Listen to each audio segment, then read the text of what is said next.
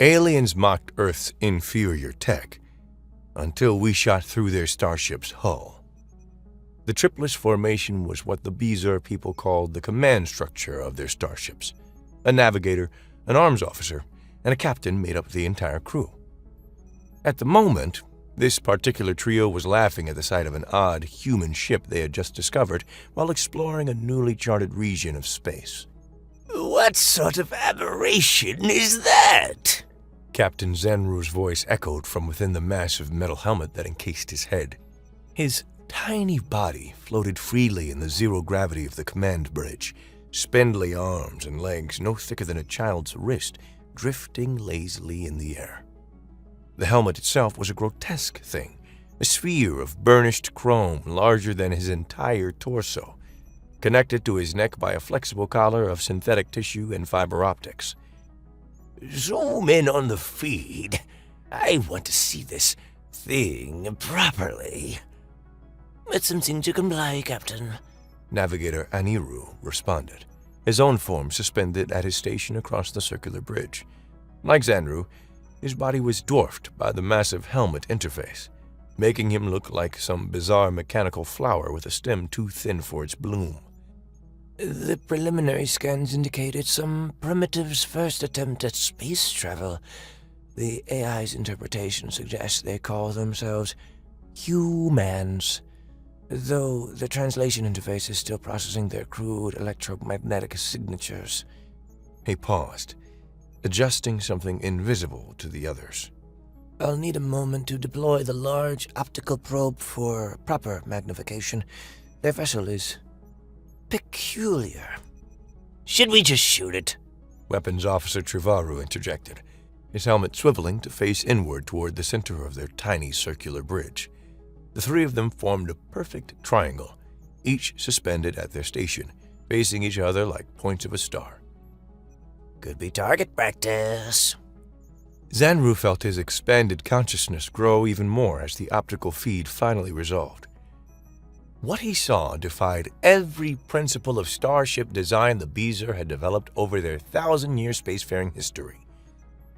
The vessel was long, impossibly, laughably, absurdly long.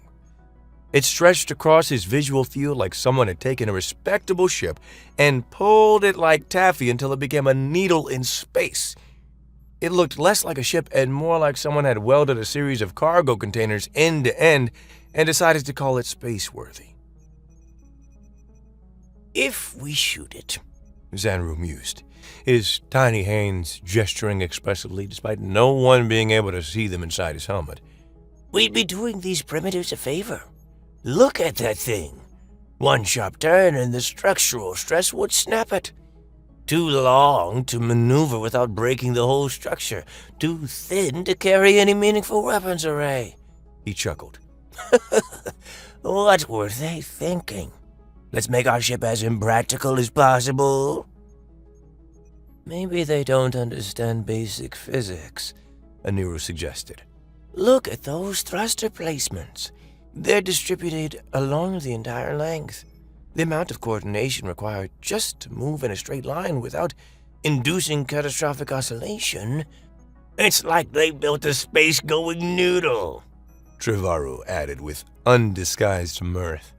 "One sudden move would collapse the whole ship." The bridge filled with their laughter, a sound like wind chimes in a digital storm. Zanru felt his confidence swell.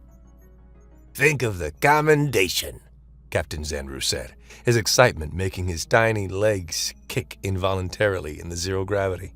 "We engage, we survive, which against that thing is a certainty, and we return with data on a new species' first fumbling attempts at space travel.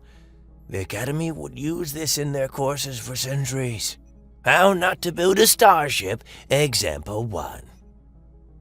"The primitive's flying stick," Aniru chimed in, already composing the report in his head.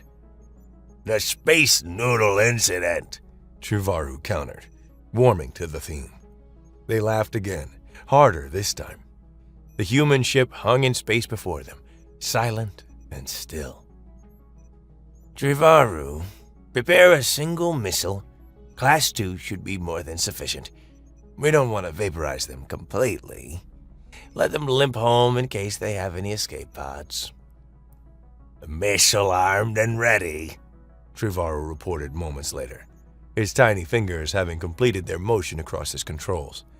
Shall I paint them with targeted sensors first? Give them a chance to soil themselves. No need, Zanru decided magnanimously. Something shaped like that could never dodge anyway. It would take them 30 seconds just to begin a turn without shearing stress. Fire when ready. The weapons officer needed no further encouragement. On the shared feed, a single point of light separated from their ship. A Beezer smart missile, capable of tracking, evading, and adapting to any countermeasures. Against modern ships, one rarely sufficed. Against this primitive stick ship, they considered it overkill. Missile away, Trevorrow announced unnecessarily. They could all see its progress on their displays. Impact in 40 seconds. Should we open communications? Let them know why they're about to have a very bad day. After, Zanru decided. Let the lesson speak first. His words died in his throat. The strange ship did something impossible. Along its entire length, separation charges fired simultaneously. What had appeared to be a single absurdly long vessel suddenly broke apart into dozens, no, hundreds of individual modules. They scattered like a school of fish before a predator, each moving independently, some accelerating, others tumbling, creating a cloud of targets where once there had been one. Their missile, programmed to track a single large target, hesitated. Its onboard AI frantically tried to reacquire a lock, struggling to determine which of the hundreds of modules was the real target. In that moment of confusion, the modules scattered, rendering the missile effectively useless. What in the old starts? Nero said, his instruments going wild trying to track all the individual pieces. Then, as quickly as they had separated, the modules began to converge, magnetic grapples and mechanical arms reaching out, locking together once more. In seconds, the ship reformed, but not in its original configuration. Now, the long axis pointed directly at the Beezer vessel. The entire kilometer-long structure had reoriented itself to face them head-on. Shields! Zanru screamed, but he was too late. A flash of light erupted from the far end of the human ship.